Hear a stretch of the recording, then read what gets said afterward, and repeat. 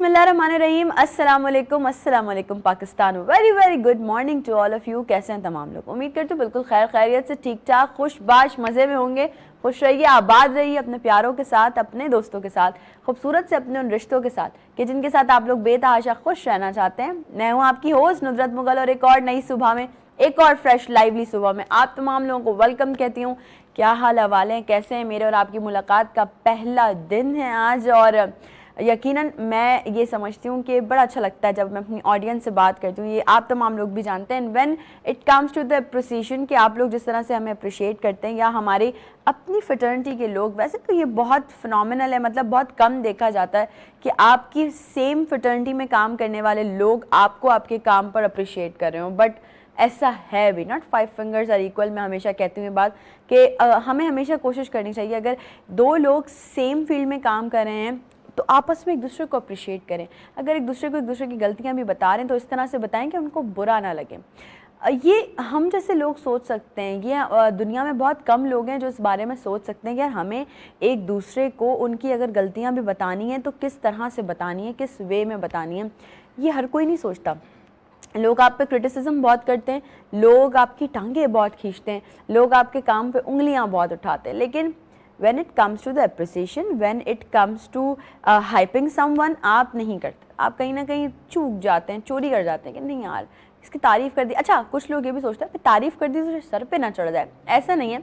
अगर आप किसी को थोड़ा बहुत अप्रिशिएट कर देंगे, थोड़ी बहुत उससे बातचीत कर लेंगे या थोड़ा बहुत उसके काम के हवाले से उसको कह देंगे कि भाई you are doing great, you are doing good, you are doing this और दैट, तो यकीनन चीज़ें बड़ी डिफरेंट हो जाएंगी।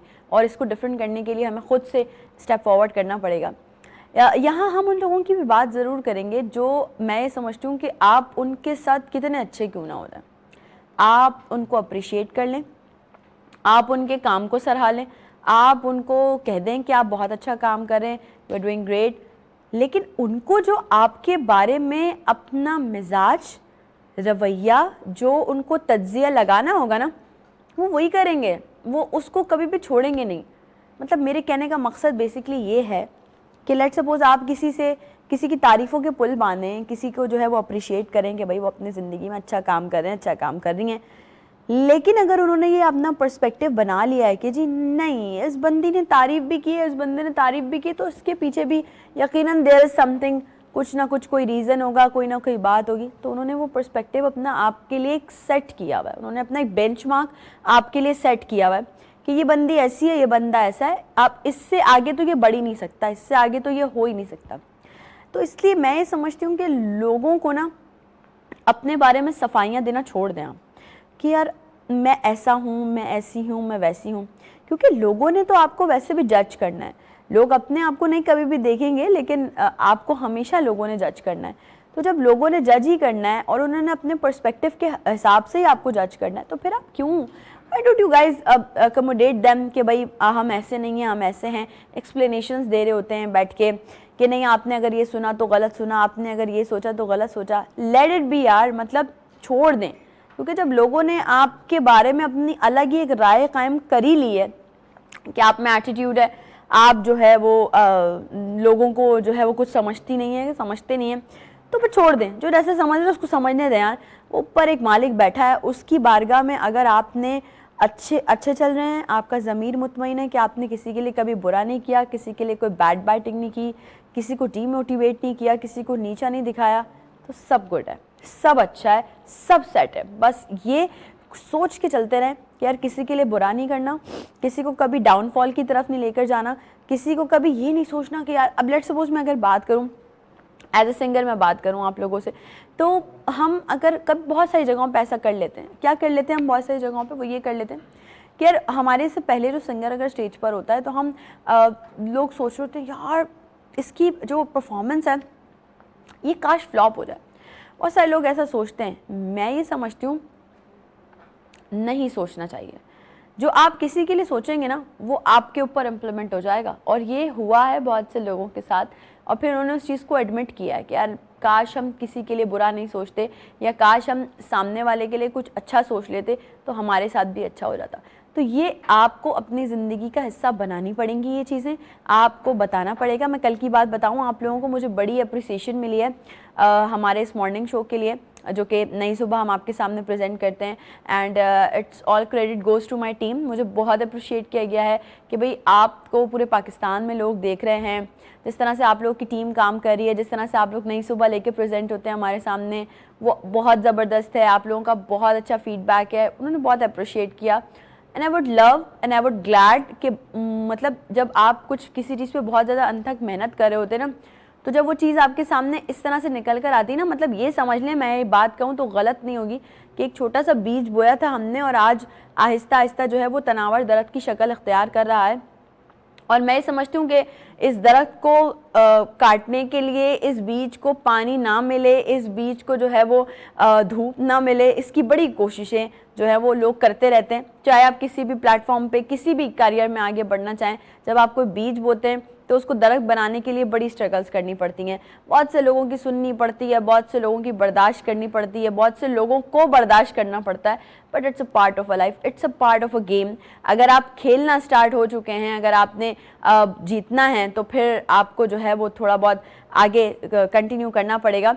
कल की अगर बात की जाए तो मैं समझती हूँ एक पॉजिटिव मैसेज जो मैं अपनी जानिब से आप तमाम लोगों को देना चाहती हूँ, वो ये देना चाहती हूँ कि कल चैम्पियंस ट्रॉफी का एक बड़ा मैच था, पाकिस्तान और भारत का टाकरा था, और उसमें जो है वो यकीनन हम सब के दिल टूटे कि यार पाकिस्तान जो है वो हार गया, लेकिन उस मैदान में जो है वो जीत हुई है इंसानियत की, क्योंकि हमने देखा कि किस तरह से दो प्लेयर्स ने एक दूसरे को संभाला, एक दूसरे को गिरने से बचाया। वो जो एक स्पेशल मोमेंट था विराट कोहली का, वो मैं समझती हूँ दोनों के बीच जो एक मोमेंट था वो बहुत खूबसूरत मोमेंट क्रिएट हुआ था उस ग्राउंड में। पाकिस्तान टूर्नामेंट से यकीनन बाहर हो चुका है, लेकिन ये तो फिनोमेना है ना। देखें, एक मैदान में अगर दो टीम्स खेल रही होंगी तो एक ने जीतना है, एक ने हारना है, लेकिन let's hope for the best. मेहनत और मज़ीद जो है वो टीम को यकीनन करनी चाहिए। रायगा जो है वो मेहनत कभी भी नहीं जाती। तो इसी तरह से आप किसी भी गेम में अगर खेलने आएंगे ना, तो दो पार्टिसिपेंट्स हैं, एक हारेगा एक जीतेगा, लेकिन जो जीतेगा ना, मैं समझती हूँ कि उसको अपने उस मकाम को, अपने उस किरदार को जो है वो कायम रखना चाहिए। उसको कोशिश करनी चाहिए कि वो कभी भी जो है वो अपने फिनोमेना से नीचे ना आए, अपने उस मोराल से नीचे ना आए। अगर वो जीत चुका है तो अपने उस मोराल को कायम रखे। जीतना हारना, मैंने कहा, it's a part of a game. आप कोई भी गेम खेल रहे हैं, आप एक बार हारेंगे, दो बार हारेंगे, लेकिन तीसरी बार जब आप सर उठाएंगे तो आप ऐसा सर उठाएंगे कि आप जो है वो देखते रह जाएंगे। बात दरअसल ये है कि आज का शो भी बड़ा मज़ेदार सा, अब मज़ेदार इन अ सेंस कि आपके फ़ायदे की बात होने वाली है। आप लोग जो है वो आज के शो को बहुत इन्जॉय भी करने वाले हैं, और यकीनन आपके अगर कुछ सवालात हो तो वो भी लाइव कॉल्स के ज़रिए आप कर सकते हैं। अब ज़िंदगी में सिर्फ इस चीज़ को हिस्सा बना के रखें, ज़िंदगी में सिर्फ इस चीज़ को अपनी ज़िंदगी में शामिल करके रखें कि अगर आप किसी चीज़ को चेस करने की कोशिश कर रहे हैं, तो आप जब तक चेस नहीं कर पाएंगे, जब तक आपका उस पर फोकस नहीं होगा। और मैं हमेशा आप लोगों से कहती हूँ यार कि अगर आप किसी को आपको लगता है आप उससे अच्छा काम कर सकते हैं, तो do your work and do your best.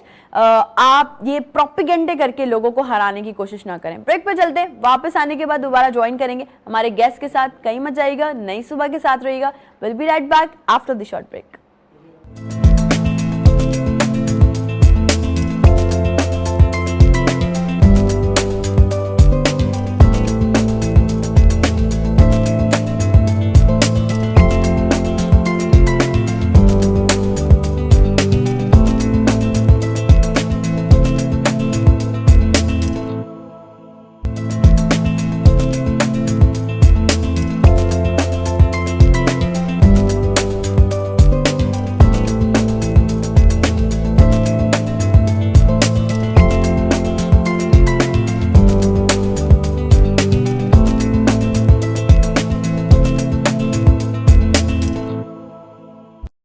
Once again welcome back. एक बार फिर से तमाम लोगों को खुशामदीद कहती हूँ नई सुबह में। ब्रेक पे जाने से पहले से मैंने आपको बताया था कि आज का शो भी बड़ा मज़ेदार सा होने वाला है, बड़ा लाइवली सा होने वाला है।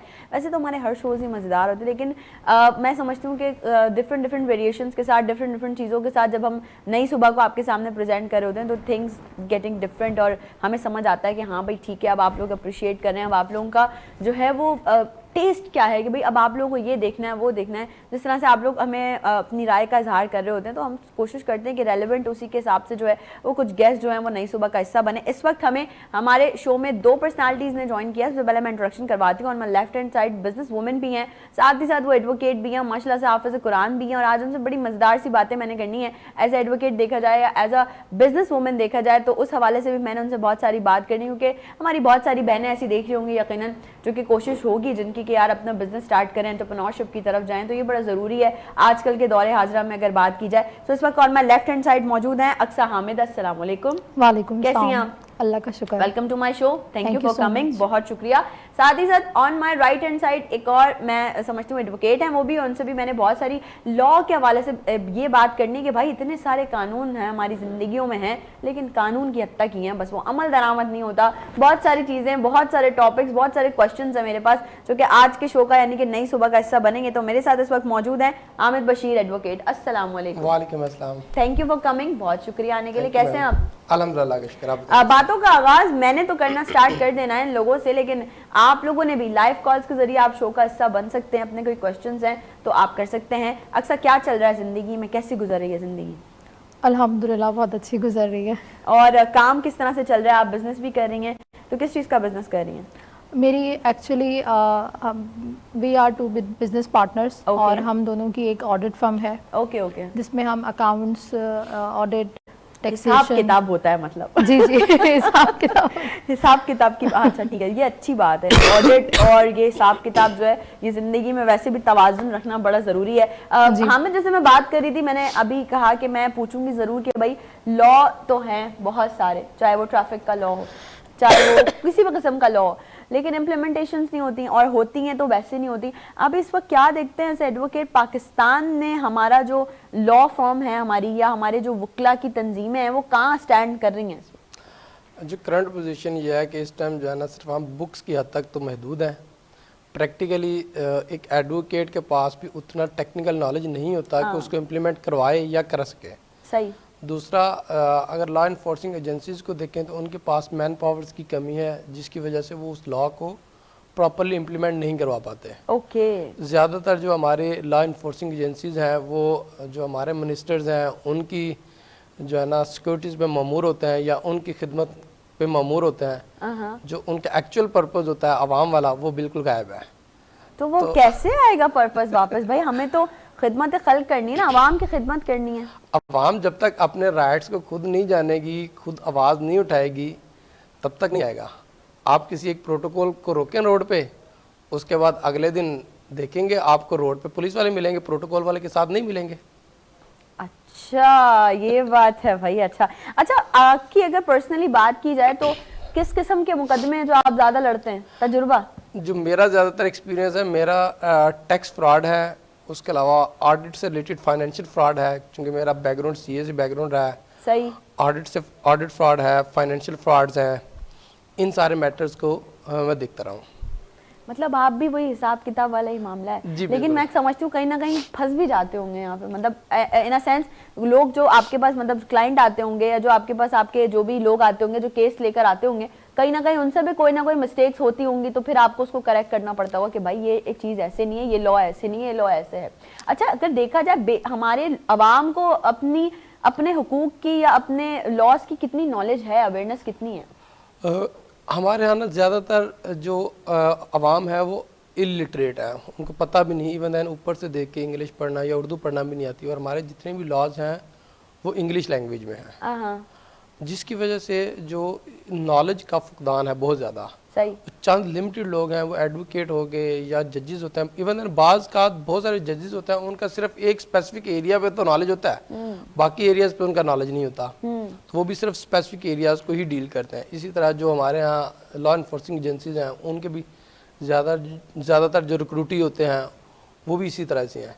तो जो नॉलेज है लॉ से रिलेटेड, हार्डली आप कहेंगे 2% 3% लोग ऐसे होंगे जिनको लॉ के बारे में नॉलेज है या वो उसको परसुएट करते हैं, अदरवाइज सारे ही ऐसे ही चल रहे हैं। अच्छा, एक सवाल जो मैं पर्सनली इसलिए पूछना चाहती हूँ कि कहीं ना कहीं हम सब इससे रिलेट करते हैं।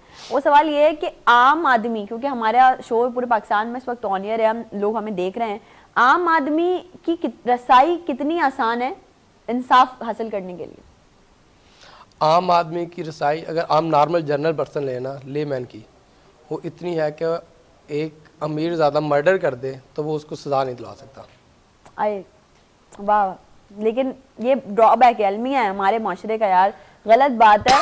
मैं जब गाड़ी ड्राइव कर रही होती हूँ तो मैं लोगों से हमेशा ये कहती हूँ, एक टॉक शो में मुझसे सवाल भी किया गया था कि अगर आप का बस चलता कि कोई एक लॉ आप ऐसा इम्प्लीमेंट करवा दें कि वो कभी ख़त्म ना हो, तो मैं कहती थी ट्रैफिक लॉ।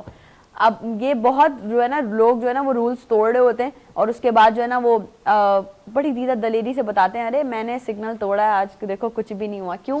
क्योंकि लॉज को फॉलो नहीं किया जा रहा प्रॉपर।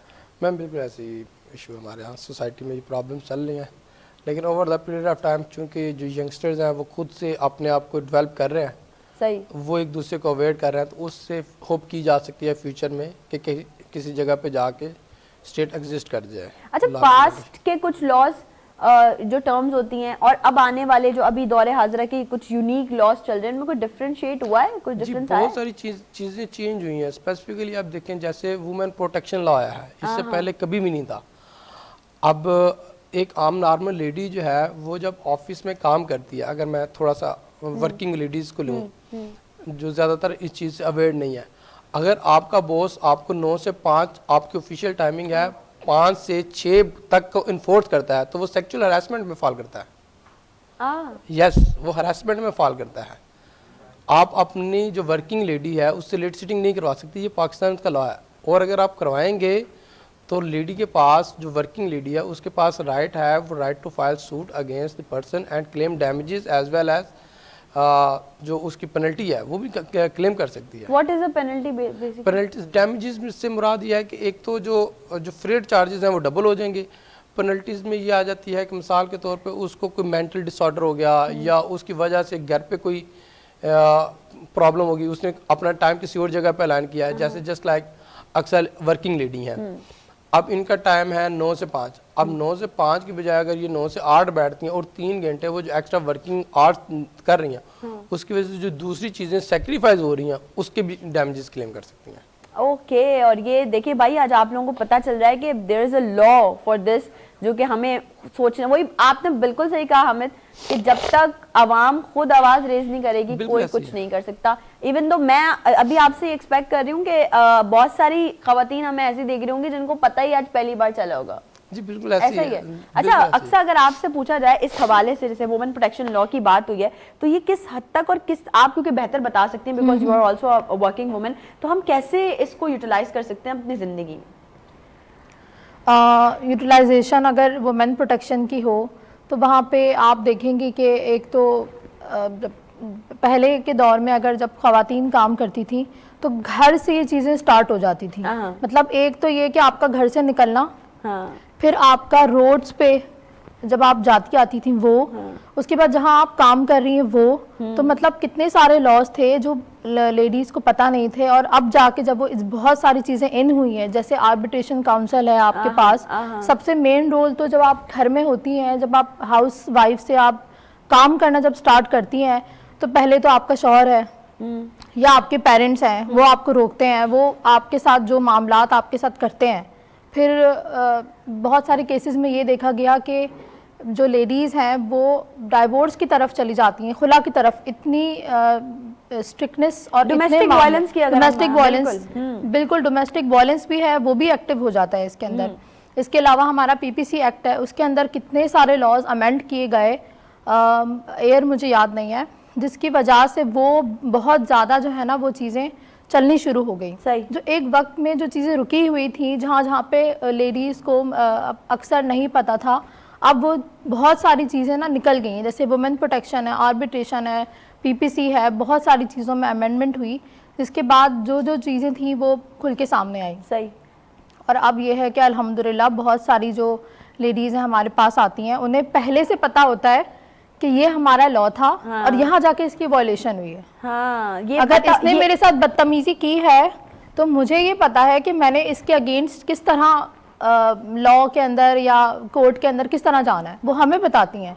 हाँ, पहले तो हमें ये पता होना चाहिए कि लॉ क्या है और फिर हमें ये पता होना चाहिए कि उसकी वायलेंस कब और कैसे होती है। ये नहीं कि बिला वजह ही किसी भी बात पे हमने बोल दिया हमारा जो है नहीं, वो आज की औरत जो है वो बहुत शुक्र अल्हम्दुलिल्लाह पढ़ी लिखी है और उसे पता है कि मैंने किस तरह से अपने आप को माशरे में एक कहते हैं ना मर्द के साथ शाना बशाना चलना, ऐसा ही है, किस तरह मैंने साबित करना है बिल्कुल ऐसा ही खुद है, को। बिल्कुल तो ऐसा ही है। मैं समझती हूँ कि ना मज़ीद भी अगर हमारे लॉ में अमेंडमेंट्स होती हैं तो औरतें हमारी शेर हो जाएंगी। हाँ बिल्कुल होना चाहिए, ये उन औरतों को बिल्कुल शेर होना चाहिए जिनके पास जो है वो वसाइल नहीं है, जो अपनी आवाज़ बुलंद नहीं कर सकती। हामिद, अगर ये डोमेस्टिक वायलेंस की बात करें तो ये तो हम तो ऐसी नॉर्मली बैठ के बात करें, but it's a big issue, ये बड़ा इशू है। बहुत सारे अभी केसेस हमने देखे कि जी आपने जो है वो पंखे से लटका के मार दिया, या इतना ब्रिचुअली आपने जो है वो मारा कि बंदी जो है वो प्रेग्नेंट थी, वो बच्चा भी जो है वो एक्सपायर हो गया, बंदी खुद भी एक्सपायर हो गई। कैसे आपको कोई कैसे अलाउ हो ही नहीं सकता आपको कि आप किसी की जान ले लें यार। देखिए, डोमेस्टिक वायलेंस पे 2021 में लॉ बना है, इससे पहले 2019 में इसका ड्राफ्ट था जो अप्रूव नहीं है। 2021 में डोमेस्टिक वायलेंस पे लॉ बन चुका हुआ है। अब हाउसवाइफ हो या वर्किंग लेडी हो, अगर उसके साथ घर पे वर्किंग इन्वायरमेंट में या रोड में किसी भी तरह से कोई भी उसको लगता है कि ये मेरे साथ गलत है, अज्यूमिंग डैट अगर उसका शोहर उससे ऊंची आवाज़ में बात कर रहा है, अगर नॉर्मल तरीके से बात कर रहा है और अचानक से किसी भी दिन वो ऊंची आवाज़ में बात करना शुरू कर देता है, even that act also comes in domestic violence. तो मतलब आप अपने लेडी को डांट भी नहीं सकते, ये भी डोमेस्टिक वायलेंस में है। फिर दूसरा ये है कि अगर आपने उनको करना है, उनकी इस्लाह करनी है, तो आप उनको प्रॉपर लॉजिकली समझाएं कि ये चीज़ इधर ऐसे है, ये वैसे है। और इन केस अगर वो नहीं मानती आपकी बात को, तो उसके लिए अभी डिफरेंट फॉरम्स हैं, रिकॉन्सिलेशन फॉरम है, आप उसमें अपना केस रख सकते हैं, जो जिसमें गवर्नमेंट ने स्पेसिफिकली सिंध गवर्नमेंट ने भी ये फैसिलिटीज़ दे दी हैं कि वो साइकेट्रिस्ट जो है वो हायर करके दे देते हैं। यस, वो साइकेट्रिस्ट हायर करते हैं लेडीज़ को ग्रूम करने के लिए, उस इन्वायरमेंट में लेके आने के लिए जो for family as well as working environment दोनों के लिए फेवरेबल हो। नहीं, लेकिन मैं यहाँ पे ज़रूर एक बात कहना चाहूँगी, मेरी प्यारी प्यारी बहनों, आप लोगों को पता चल गया है कि ठीक है ये it's part of a law, but इसका मतलब ये नहीं है कि डेली इसको इम्प्लीमेंट करते रहें कि आज मेरे मियाँ ने मुझसे ऊंची आवाज़ में बात कर ली, मैं केस फाइल करने जा रही हूँ। भाई ये उन्होंने एक बेसिक बताई है बेसिकली कि भाई ये हो सकता है। अच्छा, डोमेस्टिक वायलेंस के अलावा एक और चीज़ है जो इस वक्त बहुत रुझान है और सर उठाई हुई है, वो है साइबर क्राइम्स। बहुत केसेस बढ़ रहे हैं, इनके हवाले से अगर हम बात करें तो इनके लिए हमारे पास क्या क्या लॉज मौजूद हैं? देखिए, साइबर क्राइम को अगर देखें तो सबसे पहले तो साइबर क्राइम इनिशिएट कैसे होता है उसको देखना है। हमारे यहाँ जो ज़्यादातर लेडीज़ हैं, चूँकि वो उनके पास जो टाइम होता है वो ज़्यादा वाफर मिकदार में होता है, घर के काम कर लिए, उसके बाद बीच का जो टाइम होता है 10 बजे से लेके 2 बजे तक वो वाफर मिकदार में है, फिर 2 बजे से लेकर रात 7 बजे तक वाफर मिकदार में टाइम होता है, खाना बना लिया, रात का खाना खा लिया, उसके बाद रात वाफर मिकदार में टाइम होता है। एक तो उस टाइम की मैनेजमेंट है, दूसरा जो ऐप्स यूज़ करते हैं उन ऐप्स की सिलेक्शन बहुत ज़रूरी है, सही, उनके बारे में नॉलेज होना बहुत ज़रूरी है। फिर हमारे यहाँ जो तीसरा प्रॉब्लम है लेडीज़ का या जेंट्स का, दोनों साइड का ये प्रॉब्लम है कि वो अपने सोशल मीडिया पे उन लोगों के साथ अटैच हो जाते हैं जिनको ना वो फिजिकली जानते हैं ना फिजिकली मिल सकते हैं। बिल्कुल, बिल्कुल। एक तो होता है ना कि आपके सिटी के अंदर मौजूद है तो आप फिजिकली मिल सकते हैं, आपका उस तक एक्सेस है, उसका आप तक एक्सेस है, या इन केस अगर कोई मिसहैप हो जाता है तो आप उस तक एक्सेस कर सकते हैं। Exactly. अब ज़्यादातर जो साइबर क्राइम्स के केसेस होते हैं वो जो हमने अभी तक असेस किया है वो ये है कि जहाँ पे आपका फिजिकली एक्सेस मौजूद नहीं होता। मैं कराची में बैठा हूँ, अब मैंने पेशावर की किसी लेडी से जो दोस्ती कर ली, कराची में बैठा हूँ, कोयटा के किसी मर्द से दोस्ती कर ली, और आपको ये भी नहीं पता कि जिस प्रोफाइल से आप बात करें वो एक्चुअली मेल है, फीमेल है, फीमेल है, हाँ। ये सारे इश्यूज होते हैं। फिर उसके बाद आप अपनी बहुत सारी जो पिक्चर्स होती हैं, वीडियोस होती हैं, जो इवन देन आप अपने महरम फैमिली मेम्बर, नाम महरम फैमिली मेम्बर जो होते हैं, जो कजन्स होते हैं, उनके साथ नहीं शेयर करते, वो आप उनके साथ शेयर कर देते हैं, उसका वो मिसयूज करते हैं, जिससे वो साइबर क्राइम जनरेट होता है, उसकी काज बनना शुरू होती है। जब वो काज बनना शुरू होती है, एक टाइम आता है 2 महीने 3 महीने 4 महीने बाद वो आपको मैच्योर कर लेते हैं अपने पर्पस में यूज करने के लिए। इस पे जरूर डिटेल में बात करेंगे। ब्रेक पे चलते हैं, ब्रेक से वापस आएंगे तो इसी टॉपिक को कंटिन्यू करेंगे। आपने कहीं भी नहीं जाना, नई सुबह के साथ रहिएगा। Will be right back after the short break.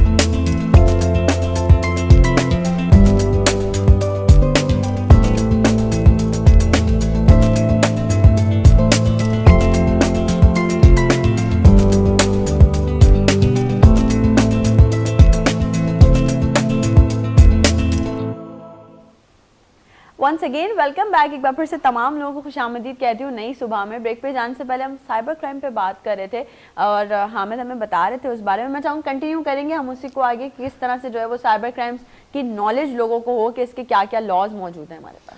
Ma'am जैसे अभी हम पहले डिस्कस कर रहे थे मुख्तलिफ सोशल ऐप्स के हवाले से, जिस तरह से लोग उस सोशल ऐप का यूज़ करते हुए ट्रैप करते हैं।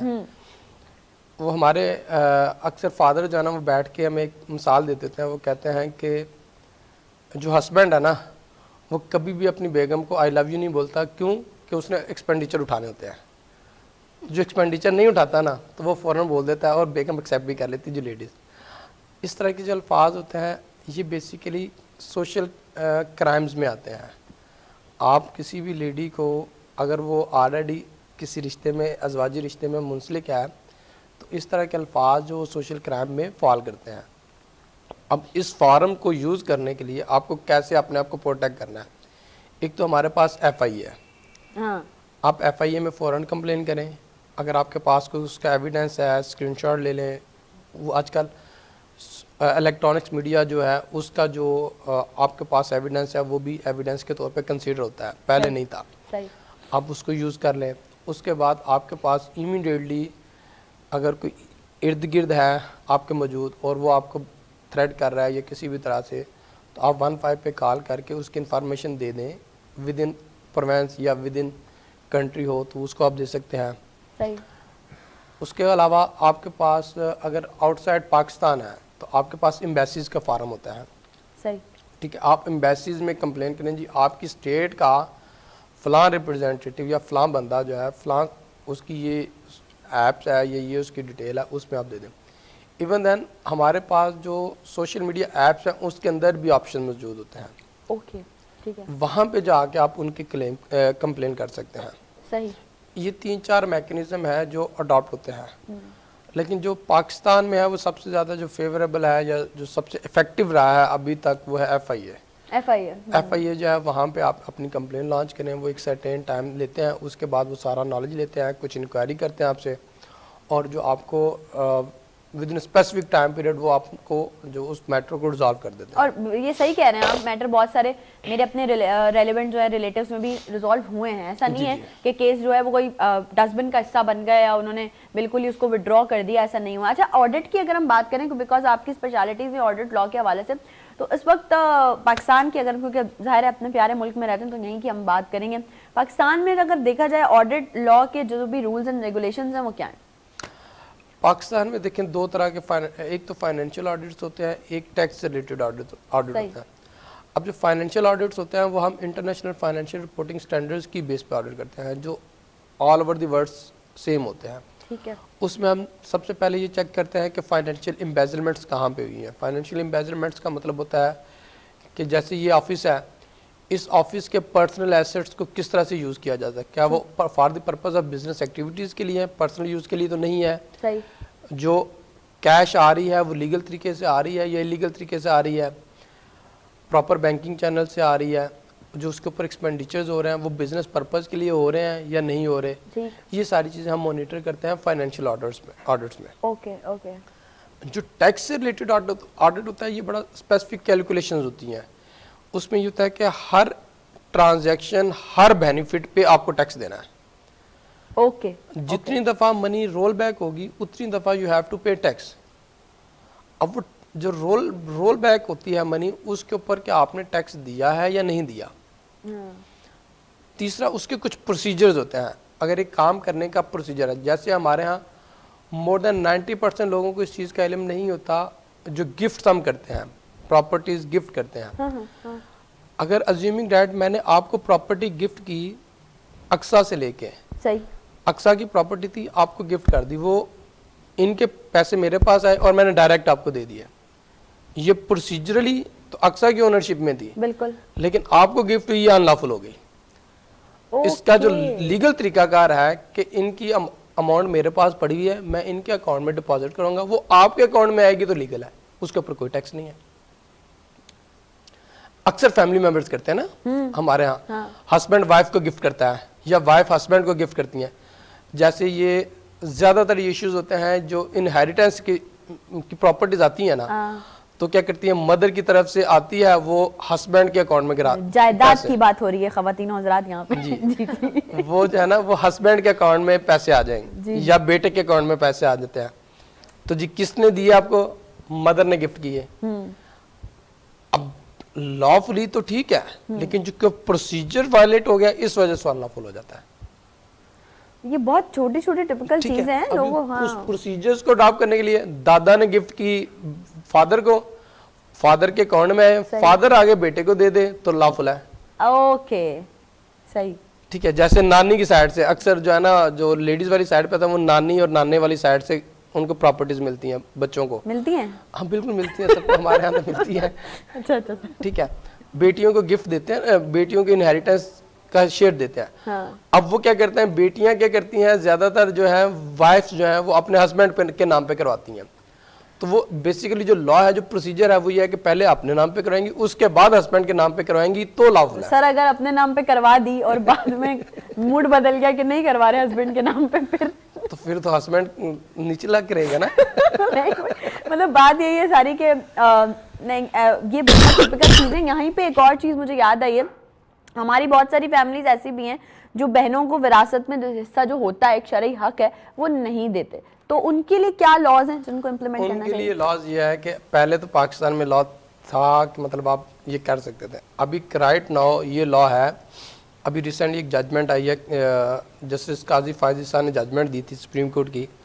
उन्होंने ये बताया था कि अगर एक औरत 50 साल बाद भी क्लेम कर ले अपनी प्रॉपर्टी का राइट, तो यू हैव टू पे आफ्टर 50 years। Yes, okay. आप उनको उसकी प्रॉपर्टी के जो इनहेरिटेड राइट्स है, उससे आप उसको जो है ना वो दस्तबरदार नहीं कर सकते। सही है, ठीक है। अच्छा, पहले ये था, अब बिल्कुल क्लियर, अब क्लियरली है। और दूसरा यह है कि कोई भी फैमिली मेंबर, चाहे फादर है चाहे मदर है, लड़की को उसके राइट से दस्तबरदार नहीं कर सकता, चाहे वो रहे या साथ रहे या ना रहे। ओके, तो सुन लो भाई सब। आग कर देना होता था ना पहले। हाँ, आग कर दिया। ज्यादातर हमारे यहाँ केसेस में होता था कि पसंद की शादी कर दी तो आग कर दिया। हाँ। ठीक है, अब 12 में इश्तिहार दे देते थे, हमने इसको आग कर अब ये दिया। कोई कंसेप्ट नहीं है, अब ये कोई कंसेप्ट नहीं, अब यू हैव टू पे, दैट्स इट। ऑल राइट, ठीक है जी। ये बहुत यकीनन यूजफुल चीज़ें, और ये यूजफुल वो बातें जो आप लोगों को इसको पता है। अक्सर से अगर पूछा जाए, मैं अगर थोड़ा सा लाइटर नोट पे बात करूँ, तो हम खवातीन को हर चीज़ में खामियां दिखती हैं, नज़र आती हैं, भाई ये ऐसे क्यों रखा है, ये वैसे क्यों। तो उसी तरह से अगर हम ऑडिट लॉ की बात करें अक्सर, तो ऐसा क्या लगता है आपको, चलो खामियां नहीं बोलते उसको, हम ऐसे बात कर लेते हैं कि भाई अभी बहुत कुछ सुधार होने की ज़रूरत है, तो वो सुधार क्या हो सकता है? हम दोनों साइड पे बात करें ना, अगर ऑडिट में बात करें या टैक्स में बात करें या हमारे जो क्रिमिनल लॉज हैं, सिविल लॉज हैं, फैमिली लॉज हैं, इनफैक्ट हर लॉ में इस वक्त बहुत सारी टैक्सेशन के जो लॉज हैं वो तो अपने हिसाब से अमेंडमेंट हो रही है उनकी ना, डे बाय डे, और बहुत अच्छी भी हैं, उसमें बहुत सारी अच्छी हैं, फेवरेबल पोजीशन में हैं हमारे जो जितने भी टैक्स पेयर्स हैं उनके लिए, और कुछ ऐसी हैं जो नहीं भी हैं। अच्छा, ठीक है, ठीक है। इसके अलावा अगर मैं क्रिमिनल लॉ की बात करूँ ना, तो जब मैं उस वक्त जब स्टूडेंट लाइफ में थी ना, तो मैं अपने सर से क्वेश्चंस करती थी उस पर कि ये वाला लॉ अमेंडमेंट होनी चाहिए। एक लॉ जो 1994 से भी पुराना लॉ है, उसको आज भी वही लॉ पढ़ाया जा रहा है, उसमें वही, अगर किसी को पेनल्टी देनी है फॉर एग्जांपल, तो वो 2000 रुपीज़ है। अब आज के हिसाब से 2000 क्या है, तो क्या ही आप उसको पनिशमेंट दे रहे हैं। एग्जैक्टली हाँ, अगर ये समझा जाए कि 2 करोड़ आपने पेनल्टी लगा दी है, तो बंदा चलो वो थोड़ा बंदा सोचे डर भी। के रहेगा कि हाँ। नहीं भाई मेरे पे तो 2 लाख या 2 करोड़ लग जाए तो मैं इस तरीके से चलूं। वहाँ पे भी, और इनफैक्ट सिविल लॉज के अंदर भी अगर आप देखें ना, उसमें भी बहुत सारी ऐसी चीज़ें हैं, बारीकियां हैं, जो मैं अक्सर जब हम पढ़ते होते थे तो हम देखते होते थे कि भाई इस लॉ को ऐसे नहीं, ऐसे होना चाहिए था। सही, क्योंकि फेडरल तो अपने हिसाब से चल रही है चीज़ें बहुत सारी, और बहुत जल्दी बहुत तेज़ी से बहुत सारी चीज़ें अपने आप को ग्रोथ कर रहे हैं वो। जैसे कि अगर मैं सेल टैक्स की बात करूं, तो सेल टैक्स आज से 4 साल पहले कुछ था, और 4 साल के बाद वो बहुत सारी चेंजेस में, बहुत सारी लिमिटेशंस और बहुत सारे एक्ट्स उसमें, बल्कि उनकी तो ये है कि हर आप महीने में देखेंगे कोई ना कोई लॉ अमेंड हो गया, कोई ना कोई लॉ अमेंड हो गया। तो भाई ये लोग जो सिविल लॉज हैं, जो क्रिमिनल लॉज हैं, जो फैमिली लॉज हैं, उनको इतनी रैपिडली क्यों नहीं उसको आप फोकस कर रहे हैं, क्यों नहीं चेंज कर रहे हो उसको। क्रिमिनल लॉ की अगर बात करें अक्सर, तो ये मैं समझती हूँ आपने बिल्कुल सही कहा कि जो पुराने एक रविश चलती आ रही है वही अभी तक वही है। तो जब किसी को पेनल्टी का डर ही नहीं होगा तो वो फिर वो तो उसने करना ही है ना कि यार क्या है, कर दिया 2000 रुपए दे देंगे, खत्म 1000 रुपए देके खत्म कर देंगे कहानी को। मतलब इतना एक क्रिमिनल लॉ है भाई ये। जब मतलब हम स्टूडेंट रह के हम इस चीज़ को देख रहे हैं, तो आप लेजिस्लेचर होके आप उस चीज़ को क्यों नहीं देख रहे हैं। हाँ, मतलब मेरा ये क्वेश्चन है कि अगर मैं स्टूडेंट रह के पढ़ रही हूँ उस चीज़ को, और मैं उसमें से खामियां निकाल रही हूँ, ये ठीक है कि आप उसमें अमेंडमेंट करके एक लॉ को अमेंड करके एक और लॉ निकाल रहे हो अंदर से।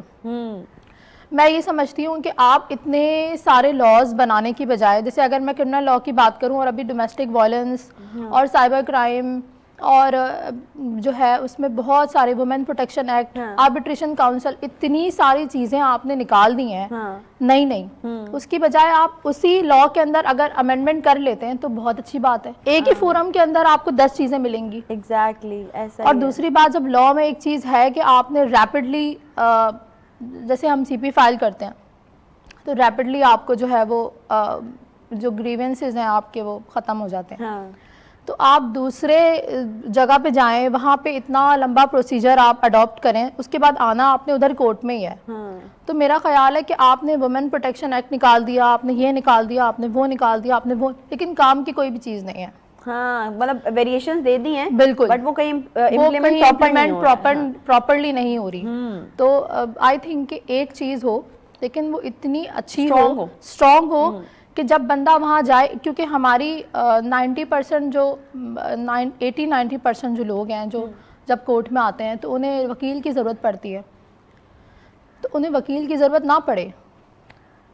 वकील खुद ये बोल रहा है वकील की जरूरत नहीं, मैं खुद कह रही हूँ, जब आप जब आते हैं तो आपको खुद पता होना चाहिए। जैसे आप फॉरेन कंट्रीज में अगर आप जाएं तो उन्हें पता होता है कि हमें हमारे लॉस क्या हैं। जैसे आप सैलून जाते हैं ना, आपको पता होता है कि ये करवाना है। वो आप देखें, खवातीन खुद बताती हैं, आज मेरा ना ये डाई कर दो, ऐश ब्राउन कर दो, आज ये कर दो, ये इतनी बिल्कुल इतनी कटिंग कर दो, यूं कर दो। तो सही है ना, अगर ये चीजें आपको पता है तो थोड़ी सी गाइडेंस के बाद आप अपने लिए, अपने हक के लिए खुद लड़ सकते हैं। एग्जैक्टली, बिल्कुल। हम भी अपने हक के लिए लड़ने जा रहे हैं। छोटी सी ब्रेक लेने जा रहे हैं। ब्रेक से वापस आएंगे, आपको दोबारा से ज्वाइन करेंगे, कहीं मत जाएगा। Will be right back after the short break.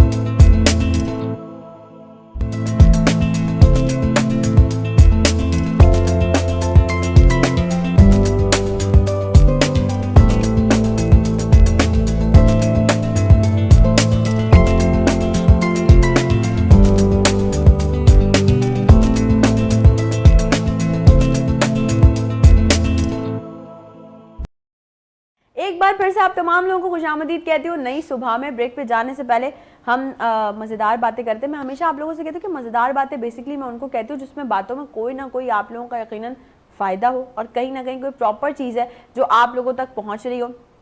हमारे साथ हामिद मौजूद है, हमारे साथ अक्सा मौजूद है और आज हम कानून की बात करें, लॉ की बात करें, और अभी हम ऑफ एयर बात कर रहे थे अक्सर से कि वो एक मतलब आपका एक अपना अटायर होता है लॉयर का, तो एक अलग ही आपको जो है ना फील एंड वाइब देता है। जैसे कोई डॉक्टर हो तो अगर वो लैब कोट पहना हुआ हो अपना, तो उसकी एक अलग ही वाइब आ रही होती है, तो इस तरह से एक लॉयर होता है तो उसको भी अपनी एक अलग ही वाइब आ रही होती है। लेकिन अक्सर मैं आपसे अगर एक चीज़ पूछूं कि एक इतने बड़े रुतबे को बरकरार रखना, उसको मेंटेन रखना, ये कितना इम्पोर्टेंट है? इम्पॉर्टेंट से ज़्यादा एक चीज़ है, वो ये है कि कंटिन्यू स्ट्रगल जो एक लेडी या मैं अपने आप में देखती हूँ। हम लोग कुछ दिन पहले भी ये बात कर रहे थे, मैं और हामिद, कि कहाँ से स्टार्ट लिया था और कहाँ जाके अल्लाह पाक ने जो है वो रेज़ किया। मतलब एक बंदा जिसने एक चीज़ ठानी है या एक चीज़ सोची है ना करने के लिए, 6th क्लास से या मैट्रिक से मैं कहूँ, वहाँ से मैंने स्ट्रगल स्टार्ट की और अल्लाह पाक ने फिर डे बाय डे ऐसे फोरम पे लाके खड़ा किया कि मैं कहती हूँ कि वे, और सारा क्रेडिट जो है ना हामिद को जाता है इसका। एग्जैक्टली आपका मोस्टली क्रेडिट हामिद को ही जाता है, क्योंकि हामिद जो है ना वो हर जगह खड़े रहे मेरे साथ कि नहीं तुम कर सकती हो, और ये बहुत ज़रूरी होता है। जो लेडी आपको कामयाब मिलेगी, वो कहती है ना हर कामयाब औरत के पीछे एक मर्द का हाथ होता है, तो मेरी स्टोरी में आपको तकरीबन चीज़ें वो मिलेंगी। ये कहते हैं कि एक हर कामयाब जो है वो मर्द के पीछे एक औरत का हाथ होता है, लेकिन ये भी कहते हैं नाकाम मर्द के पीछे 3-4 औरतों के हाथ होते हैं। ये होता है, बल्कि होता है ऐसा ही है बिल्कुल। लेकिन ये कि वो हाथ आपकी माँ का भी हो सकता है, वो हाथ आपकी बीवी का भी हो सकता है, वो हाथ आपकी बहन का भी हो सकता है, और ये मैं समझती हूँ कि बहुत ज़रूरी है। मियाँ बीवी जो होते हैं वो गाड़ी के 2 पहिए होते हैं और उनको बिल्कुल कंपैटिबिलिटी के साथ चलना चाहिए। और अगर आप अपने घर की लेडीज़ को एम्पावर कर रहे हैं ना, अगर आप बाप हैं अपनी बेटी को एम्पावर कर रहे हैं, अगर आप भाई हैं अपनी बहन को एम्पावर कर रहे हैं, अगर आप शौहर हैं अपनी बीवी को एम्पावर कर रहे हैं, और अब हमें एक और चीज़ देखने को मिल रही है कि यार बच्चे मतलब बेटे अपनी माओं को एम्पावर कर रहे हैं कि आपने नहीं पढ़ा, किसी वजह से आप नहीं पढ़ पाई, आपकी तालीम अधूरी रह गई, आपका जो है वो आपकी इस्लामी तालीम अधूरी रह गई, आप अब पढ़ो। और ये बहुत अच्छी बात है। Hats off to those all childrens जो कि अपने माँ बाप को इस उम्र में भी आके गाइड कर रहे हैं, चीज़ें बता रहे हैं, पढ़ा रहे हैं। क्या कहेंगे अक्सर इस बात पर? मैं ये समझती हूँ कि मोस्टली जो चीज़ें हैं ना, अगर आप बारीकियों में जाएं तो जो आजकल के जो बच्चे हैं ना, आजकल की जो यूथ है स्पेशली, मैं उस पर बात करूँगी कि वो जो पुराने वक्तों के दौर के लोग थे ना, उनकी जो सोच थी वो, और आजकल के बच्चे हैं उनमें बहुत आपको डिफरेंसेस मिलेंगे। यहाँ तक कि जो न्यू बॉर्न बेबी है, मैं हैरान होती हूँ वो इंग्लिश बोल रहा होता है। मतलब उनको पता होता है पहले से ही कि अगर मामा ने मुझे मारा है तो उसका मुझे रिएक्शन कैसे देना है। हम तो सह जाते थे हम जब छोटे होते थे, लेकिन जो अभी की यूथ आप देखेंगे वो आपको टोटली चेंज मिलेगी उससे। क्यों? क्योंकि बहुत सारे पेरेंट्स हैं वो गाइडेंस इस तरीके से देते हैं कि उन्होंने सोशल मीडिया से किसी ना किसी तरीके से उनको इन टच रखा। ऐसा माना कि वो चीज़ें एक नेगेटिव रोल भी प्ले कर रही हैं हमारे माशरे में, लेकिन पॉजिटिविटी में अगर हम जाएं तो बहुत सारी चीज़ें जो है वो अच्छी हो रही हैं इस चीज़ को लेके। ऐसा ही है बिल्कुल। तो हमारे बच्चे जो हैं वो, मैं कहती हूँ कि अगर हम उनको सही प्लेटफॉर्म दें ना, तो यही बच्चे आपका फ्यूचर बनाएंगे। बिल्कुल ऐसा ही है, बिल्कुल ऐसा ही है। हामिद, अगर बात की जाए जो हमारे स्मॉल बिजनेसेस हैं, पाकिस्तान की बात की जाए, उनके लिए भी ऑडिट लाजमी है? ऑडिट का एक स्पेसिफिक क्राइटेरिया, वैसे तो हर एंटिटी को अपना ऑडिट करना चाहिए खुद से भी और एक इंडिपेंडेंट ऑडिटर से भी करवाना चाहिए। सही। जैसे प्राइवेट लिमिटेड कंपनीज है उनके लिए मैंडेटरी रिक्वायरमेंट है जो स्टैट्यूटरी लॉ के मुताबिक है। जो सोल प्रोप्राइटर है उनके लिए रिक्वायरमेंट नहीं है। अच्छा, ठीक है। उनके लिए रिक्वायरमेंट नहीं है ऑडिट की, लेकिन चूंकि आप अपनी असेसमेंट के लिए वो आपको इंडिपेंडेंट करवाना चाहिए, हम इसलिए सजेस्ट करते हैं। खुद कर सकते हैं तो खुद कर लें, नहीं कर सकते तो आप किसी थर्ड पर्सन को हायर करके आप असेसमेंट आप अपनी लाजमी करें। अदरवाइज ये होता है कि एक टाइम आता है आप अपना एक एम्पायर बिल्डअप कर चुके होते हैं और पीछे इतनी एम्बिग्विटीज़ हो चुकी होती हैं बैक एंड पे कि वो आपको रिकंसाइल करते करते इतना टाइम लग जाता है कि जो आपका एम्पायर जो है वो एकदम से कोलैप्स कर जाता है। फिर उसको रीबिल्ड करने में काफ़ी टाइम लगता है। अच्छा, यहाँ पर ये भी बात कर लेते हैं लोगों को ज़रा अवेयर करने के लिए कि अगर कोई कंपनी है और उसमें आपके ऑडिट के दौरान कोई फ्रॉड आपका सामने आ गया कि भाई ये चीज़ें हो रही, तो उस वक्त फ़ौरन कौन सी कानूनी कार्रवाइयाँ जो इम्प्लीमेंटेशन जिनकी की जा सकती है? देखिए, मिसाल के तौर पे जैसे फ्रॉड आया, अब फ्रॉड में इन्वॉल्व लोग कौन कौन से हैं? जो सबसे पहले टॉप पे होता है वो या तो आपका फाइनेंस मैनेजर होता है, फाइनेंस के लोग होते हैं, जो फाइनेंस के लोग, ओके। जी फाइनेंस की टीम है वो होती है। उसमें 99% कोलैबोरेशन होगी आपके कंसल्टेंट की, ये अभी तक की मेरी ऑब्जर्वेशन है। जो आपका कंसल्टेंट होगा ना, उसकी मोर देन 80% तो लाजमी उसकी जो है ना उसके साथ अलाइनमेंट होगी उस फ्रॉड को कंडक्ट करने में। सही। अब आपने इन दो लोगों को पहले चेक करना है कि उसमें दोनों ने क्या रोल प्ले किया। उसके ऊपर यह है कि आप सिविल सूट फाइल कर सकते हैं, जो आपके डैमेजेस हुए हैं वो रिकवरी कर सकते हैं, जो आपके एक्चुअल लॉस हुआ है वो रिकवर कर सकते हैं। उसके अलावा आपके जो बिजनेस की गुडविल का लॉस हुआ है उसको आप रिकवर कर सकते हैं। ये सारे आप सिविल सूट फाइल करके रिकवर कर सकते हैं। फिर क्रिमिनल साइड पे चले जाएंगे, आप उनको अरेस्ट करवा सकते हैं। अरेस्ट करवा के उसकी इम्प्रिजनमेंट है जो भी एज पर लॉ होती है, मिनिमम 2 इयर्स होती है, मैक्सिमम 7 इयर्स होती है। वो फिर कोर्ट की डिस्क्रिप्शन होती है कि वो कितनी इम्प्रिजनमेंट देती है, किस नोयत का केस है। लेकिन ये 3 चीज़ें तो आप रिकवर कर सकते हैं। ये फौरन मतलब हम इम्प्लीमेंटेशन कर सकते हैं। जी, अच्छा, अगर बात की जाए, क्योंकि जैसे कि अभी अक्सर ने भी कहा, हमारा प्रोग्राम भी नई सुबह भी यूथ को टारगेट करता है ना, हम टारगेट करते हैं कि हमारे पाकिस्तान का असासा आने वाले वक्तों के मुस्तकबिल के मेहमान हैं, तो उनके लिए ज़रूर बात होनी चाहिए। अगर लोग आना चाहते हैं, यूथ हमारी बहुत सारे ऐसे स्टूडेंट्स हो सकता है हमें देख रहे हो जो कि लॉ पढ़ रहे हो, तो उनको क्या कुछ इंपॉर्टेंट टिप्स एंड ट्रिक्स देंगे कि वो अपने आप को किस तरह से स्टेबल कर सकते हैं करियर में? देखिए, इसमें 2 लेवल पे ना, एक तो गवर्नमेंट लेवल पे काम करने की ज़रूरत है और एक जो है ना घरेलू लेवल पे काम करने की ज़रूरत है। गवर्नमेंट लेवल पे काम करने की ज़रूरत है। अक्सर हम दोस्तों से मिलते हैं तो मैं जो मेरी सजेशन होती है बीइंग अ प्रोफेशनलिस्ट, वो ये होती है कि हमारे पास एक समरी होनी चाहिए जिसमें सिविल लॉज के कुछ बेसिक सेक्शंस हों, सही। टैक्स लॉज के कुछ बेसिक सेक्शंस हों, उसके अलावा क्रिमिनल लॉज के कुछ बेसिक सेक्शंस हो, जो पार्ट एंड पार्सल हो, मैंडेटरी हो। पार्ट एंड पार्सल मैंडेटरी हो 9-10th के सिलेबस का। 9-10th के बच्चे के स्पेसिफिकली आप देखेंगे जितने भी बच्चे हैं वो फ्यूचर बनाते हैं या फ्यूचर तबाह करते हैं 9-10th का बच्चा है। हाँ, वो एक बेस उनकी वहां से जो ही 9-10th से वो निकलता है, फर्स्ट ईयर सेकेंड ईयर का बच्चा जो फर्स्ट ईयर सेकेंड ईयर कर लेता है ना, उसको पता होता है कि मुझे क्या करना है। एग्जैक्टली।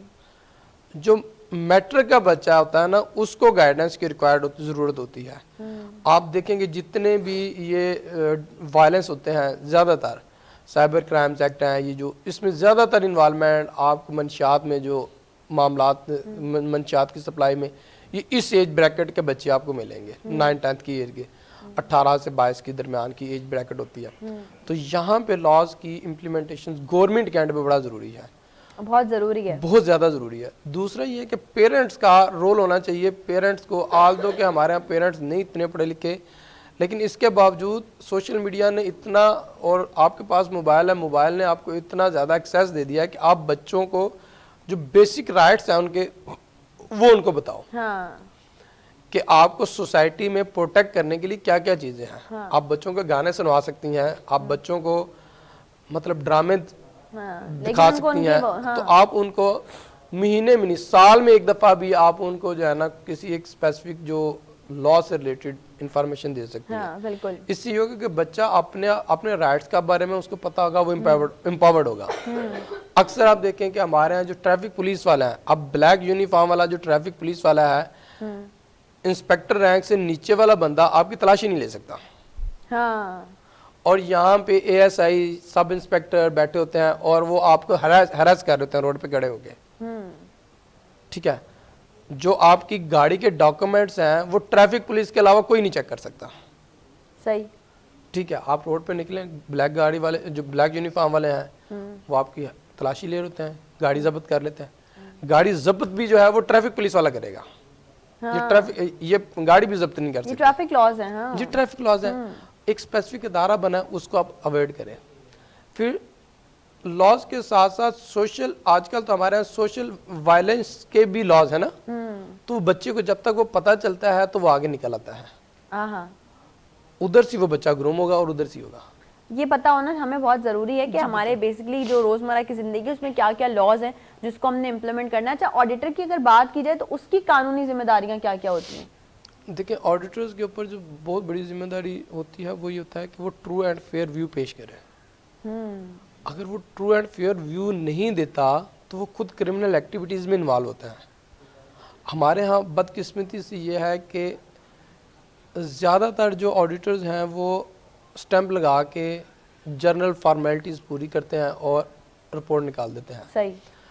अदरवाइज़ अगर वो लॉज को देखें प्रॉपर तरीके से, इनकम टैक्स लॉज को देखें, सेल टैक्स को लॉज को देखें, जैसे ईओबी सोशल सिक्योरिटीज़ है, अब आप इधर बैठी हैं ईओबी सोशल सिक्योरिटीज़ में, मुझे नहीं पता होगा कि आप में से कितने लोग ईओबी में रजिस्टर्ड होंगे। आप सारे, आपके पास ईओबी का कार्ड नहीं होगा, बिल्कुल।